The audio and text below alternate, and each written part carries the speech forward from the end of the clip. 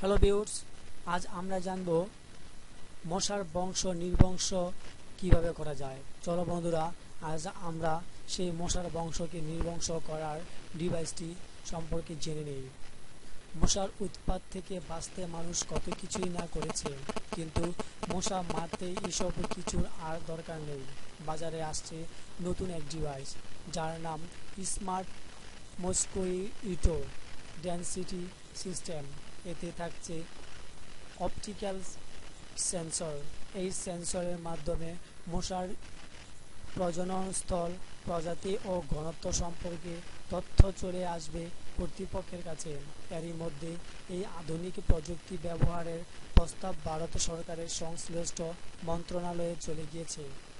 প্রস্তাব উপস্থাপনকারী সংস্থার তথ্য মতে, মশা যেসব এলাকায় সব থেকে বেশি, যেসব এলাকাগুলোতে এই অপটিক্যাল সেন্সর বসানো হবে, সেন্সরের মাধ্যমে পাওয়া যাবে ওই এলাকার মশার প্রজনন স্থল, ঘনত্ব ও প্রজাতি সম্পর্কে তথ্য। ফলে প্রয়োজন বিচার করে মশা নিধনের স্প্রের ধরনও বদল করা যাবে।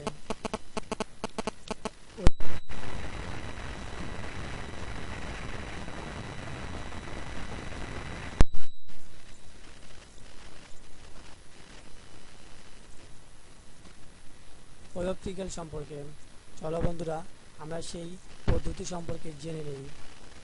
ওই এলাকার মশার প্রজননস্থল, ঘনত্ব, প্রজাতি সম্পর্কে তথ্য।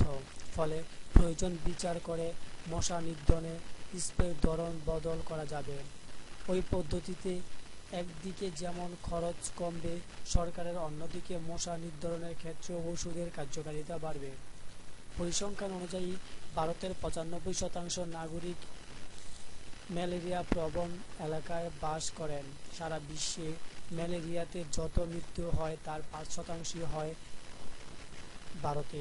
এছাড়াও মশাবাহিত ভাইরাস, ডেঙ্গু ও চিকুনগুনিয়ার সমস্যাও রয়েছে।